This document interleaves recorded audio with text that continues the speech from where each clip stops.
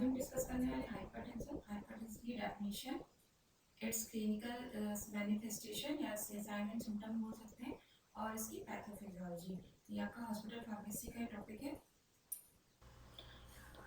Hypertension क्या होता है? A condition in which blood pressure is too high against the wall of blood vessels. Means इसमें क्या होता है? ब्लड प्रेशर हाई होता है किसके? Against the wall of the blood vessels के। कितना ब्लड प्रेशर होता है? इसमें जो ब्लड प्रेशर होता है वो 140/90 mmHg होता है। 140 आपका सिस्टोलिक प्रेशर होता है और 90 mmHg डायस्टोलिक प्रेशर होता है। अभी हम आगे आपको बताएंगे सिस्टोलिक ब्लड प्रेशर क्या होता है, डायस्टोलिक ब्लड प्रेशर क्या होता है। नॉर्मली जो भी ब्लड प्रेशर होता है नॉर्मल ब्लड का वो होता है 120/80 mmHg। लेकिन जब यही ब्लड प्रेशर 140/90 mmHg से ऊपर चला जाता है तो उस कंडीशन को हम बोलते हैं हाइपरटेंशन। सिस्टोलिक नॉर्मल बीपी में क्या होता है? सिस्टोलिक क्या होता है? 120 mmHg and diastolic 80 mmHg। Means जो सिस्टोलिक अपॉन डायस्टोलिक, ऊपर का जो होता है वो सिस्टोलिक होता है और नीचे वाला डायस्टोलिक होता है। अब सिस्टोलिक ब्लड प्रेशर क्या होता है? When the heart contract blood eject then blood put the pressure on the wall of blood vessels which is called blood systolic pressure. Means जब हार्ट से ब्लड इजेक्ट आउट होता है तो क्या होता है कि ब्लड क्या करता है? प्रेशर पुट करते हैं किस पे? ब्लड वेसल्स पे, जिसे हम बोलते हैं सिस्टोलिक प्रेशर। मीन्स क्या होता है? ब्लड कॉन्ट्रैक्ट करता है, रिलैक्स करता है। तो जब वो कॉन्ट्रैक्ट करता है, ब्लड इजेक्ट होकर आता है, उस टाइम जो प्रेशर लगता है ब्लड वेसल से, उससे हम बोलते हैं systolic blood pressure. And diastolic क्या होता है? व्हेन द हार्ट रिलैक्स या डायस्टोल। मीन्स जब वही कॉन्ट्रैक्ट एंड रिलैक्स, हार्ट क्या हो रहा है? कॉन्ट्रैक्ट हो रहा है, रिलैक्स हो रहा है। जब हार्ट रिलैक्स होता है तब क्या होता है? ब्लड वापस आता है हार्ट में, blood return and put the pressure on the blood vessels, और उस टाइम जो ब्लड वेसल्स पे प्रेशर लगता है उसे हम बोलते हैं diastolic pressure. Instrument used for measuring the blood pressure is called sphygmomanometer। Means जो ब्लड प्रेशर को चेक करने के लिए जो इंस्ट्रूमेंट का यूज करते हैं उसे हम बोलते हैं स्फिग्मोमैनोमीटर, जो आपने लैब में यूज किया होगा। अब हाइपरटेंशन की तीन ग्रेड होती है। Grade first hypertension, grade two hypertension and grade third hypertension, जिसे हम हाइपरटेंसिव क्राइसिस के नाम से भी जानते हैं। ग्रेड वन हाइपरटेंशन क्या होता है? ग्रेड वन हाइपरटेंशन में जो सिस्टोलिक ब्लड प्रेशर होता है वो 140 to 159 mmHg के बीच में होता है, और diastolic blood pressure 90 to 99 mmHg के बीच में होता है। mmHg ब्लड प्रेशर की यूनिट है। ग्रेड टू हाइपरटेंशन में systolic blood pressure 160 to 179 mmHg and diastolic 100 to 109 mmHg। And grade third hypertension, जिसे हम हाइपरटेंसिव क्राइसिस भी बोलते हैं, उसमें जो सिस्टोलिक ब्लड प्रेशर होता है मोर देन 180 mmHg होता है, और diastolic blood pressure more than 110 mmHg होता है। तो ये हाइपरटेंशन के अंदर भी तीन ग्रेड होते हैं, तीन तरह के हाइपरटेंशन हो सकते हैं, जैसे ग्रेड वन, ग्रेड टू, और जिसका हमने लिमिट्स बता दी है, सिस्टोलिक कितना होगा, डायस्टोलिक कितना होगा। हम बात करते हैं अगर हाइपरटेंशन के टाइप्स की, तो कितने टाइप के हाइपरटेंशन होते हैं? हाइपरटेंशन को दो टाइप्स में डिवाइड किया गया, primary hypertension and secondary hypertension. Primary hypertension को हम एसेंशियल हाइपरटेंशन भी कहते हैं। इसका मेन जो पॉइंट है वो क्या है कि ये किसी डिसऑर्डर से रिलेटेड नहीं होता है। मीन्स किसी भी पहले से कोई डिजीज हो या पर्सन में कोई डिजीज हो उसकी वजह से हाइपरटेंशन नहीं होता है। ये not related to any disorder, और ये सबसे कॉमन टाइप का डिसऑर्डर है। रिस्क फैक्टर्स क्या है? इसके रिस्क फैक्टर है एज। एज क्यों, कैसे रिस्क फैक्टर है? एज जैसे जैसे एज बढ़ती है क्या होता है? ब्लड वेसल्स की जो इलास्टिसिटी है वो बढ़ती वो जो है एज बढ़ती है, वैसे ही जो ब्लड वेसल्स की जो इलास्टिसिटी है वो क्या होती है? डिक्रीज होती जाती है, और उसका डायमीटर क्या होने लगता है? इंक्रीज होने लगता है। स्ट्रेचेबिलिटी, सॉरी, डायमीटर उसका डिक्रीज होने लगता है, स्ट्रेचेबिलिटी आने लगती है।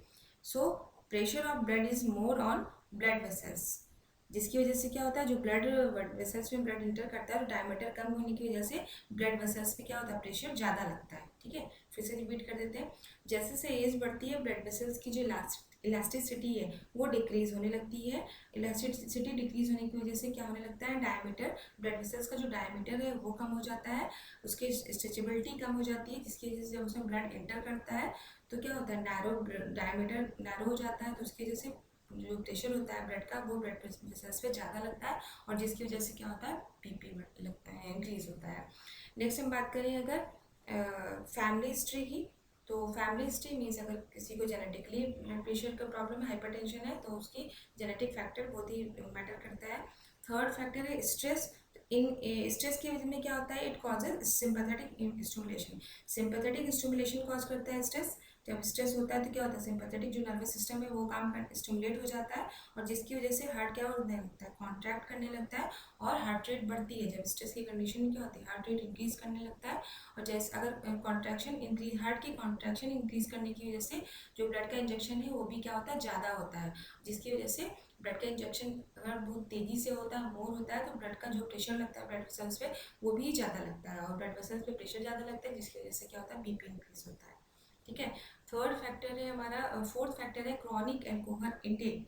तो it causes coronary, chronic alcohol intake की वजह से और भी डिजीज हो जाती है, cardiovascular disease, coronary artery disease हो सकती है, और इसके साथ साथ ओबेसिटी भी होती है, ओबेसिटी और वेट गेन भी होता है, जो भी क्या करता है, अल्टीमेटली बीपी को इंक्रीज करता है। नेक्स्ट हमारा फैक्टर है हाई इंटेक सॉल्ट या फैटी डाइट्स लेने से। तो सॉल्ट या फैटी डाइट्स लेने से कैसे होता है बीपी इंक्रीज, जब सॉल्ट क्या करता है, वाटर और वाटर के रिटेंशन को बॉडी में बढ़ाता है। ठीक है, salt causes water retention in the body, water retention बढ़ता है, जिसकी वजह से क्या होता है, प्लाज्मा वॉल्यूम बढ़ जाता है, और प्लाज्मा वॉल्यूम बढ़ने की वजह से जो प्रेशर कॉज होता है ब्लड वेसल्स पे, और प्रेशर जब कॉज होता है ब्लड वेसल्स पे ज़्यादा, तो क्या होता है, बीपी अल्टीमेटली इंक्रीज करता है। सेकेंड टाइप है सेकेंडरी हाइपरटेंशन। तो सेकेंडरी हाइपरटेंशन जो है किसी भी सेकेंडरी डिसऑर्डर से रिलेटेड होता है, मीन्स हमारे बॉडी में कोई दूसरी डिजीज है उसकी वजह से हो सकता है।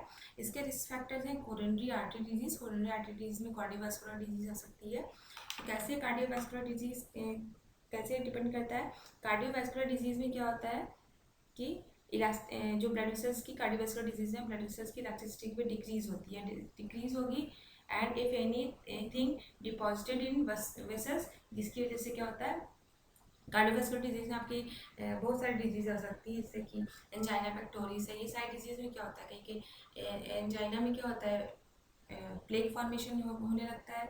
तो अगर फैटी डिपॉजिट हो रहा है तो इससे क्या होगा, अगर आप सपोज करिए पाइप, कोई पाइप है, पाइप का ब्लड वेसल्स मान लीजिए, अगर उसमें कोई रुकावट आ रही है तो क्या होगा कि उसमें जब ब्लड इंटर करेगा तो वो सिंपली फ्लो नहीं करेगा, उस पर प्रेशर लगेगा, प्रेशर के साथ वो ब्लड वेसल्स पे ब्लड भी क्या करेगा, या अगर हम वाटर डाल रहे किसी पाइप में, उसमें कोई इंटरफेरेंस आ रहा है तो भी क्या होगा, पाइप की जो वॉल्स है उसे प्रेशर लगाएगा, जिसकी वजह से क्या होगा, ऐसे ही सेम ब्लड वेसल्स में जब कोई प्लेक फॉर्मेशन हो जाता है तो क्या होता है, ब्लड जब एंट्री करता है तो ब्लड क्या करता है, प्रेशर लगाता है उस ब्लड वेसल्स पे, और जिसकी वजह से क्या होता है, अल्टीमेटली बीपी इंक्रीज करता है। सेकंड बात करते हैं रीनल डिसऑर्डर में। रीनल डिसऑर्डर में क्या हो सकता है, किडनी फेलियर। किडनी फेलियर में क्या होगा, ग्राउंडल फिल्ट्रेशन रेट क्या होगा, डिक्रीज होगा, और जब ग्राउंडल फिल्ट्रेशन रेट डिक्रीज होगा तो क्या होगा, हमारी बॉडी में यूरिन आउटपुट नहीं होगा, फ्लूइड डिटेंशन होने लगेगा, फ्लूइड डिटेंशन होने की वजह से हाइपरवॉल्मिया हो जाएगा, मीन्स वॉल्यूम बढ़ जाएगा, जिसकी वजह से क्या हो सकता है, हाइपर टेंशन हो सकता है। सेकंड हम किडनी डिजीज की बात करें तो नेफ्रोटिक सिंड्रोम। नेफ्रोटिक सिंड्रोम में भी क्या हो सकता है, नेफ्रॉन डैमेज हो सकते हैं। नेफ्रॉन डैमेज होने लगेंगे तो प्रोटीन वेस्टिंग होने लगेगी, जिसकी वजह से क्या होगा, ऑन्कोटिक प्रेशर या ऑस्मोटिक प्रेशर बढ़ जाएगा, और प्लाज्मा क्या होगा, शिफ्ट करेगा थर्ड स्पेस की तरफ, जिसकी वजह से क्या होगा, हाइपरटेंशन। थर्ड है एंडोक्राइन डिसऑर्डर। एंडोक्राइन डिसऑर्डर में बात करते हैं क्यूसिंग सिंड्रोम की। क्यूसिंग सिंड्रोम में क्या होता है, एसीटीएच एड्रेनोकॉर्टिकोट्रोपिन हार्मोन का लेवल इंक्रीज करने लगता है। एड्रेनोकॉर्टिकोट्रोपिन क्या करता है, एल्डोस्टेरोन हार्मोन रिलीज करता है। एल्डोस्टेरोन क्या करता है, सोडियम वाटर का रीअब्जॉर्प्शन करता है बॉडी में, जिसकी वजह से क्या होता है, हाइपरवॉल्मिया, और हाइपोवॉल्मिया की वजह से क्या हो सकता है, हाइपरटेंशन। फोर्थ है हमारा प्रेगनेंसी। तो प्रेगनेंसी में भी हाइपरवॉल्मिक स्टेज आ जाती है। और फिफ्थ है हमारा मेडिकेशन। मेडिकेशन की बात करें तो क्या होता है, मेडिकेशन में अगर हम कोई स्टेरॉइड ले रहे हैं, कॉर्टिकोस्टेरॉइड ले रहे हैं, तो क्या होगा, कॉर्टिक्स क्या करते हैं, कॉर्टिकोस्टेरॉइड, ग्लूकोकॉर्टिकॉइड, मिनरल कॉर्टिकॉइड, ये सब क्या करते हैं, वाटर और सोडियम के रीअब्जॉर्प्शन को बढ़ाते हैं, जिसकी वजह से क्या होगा, हाइपरवॉल्मिया होगा, और अल्टीमेटली हाइपरटेंशन होगा। लास्ट है हमारा फियोक्रोमोसाइटोमा। फियोक्रोमोसाइटोमा क्या होता है, जब एड्रिनल ग्लैंड में ट्यूमर कंडीशन आ जाती है, ट्यूमर होने लगता है, तो उसे हम बोलते हैं फियोसाइटोक्रोमा।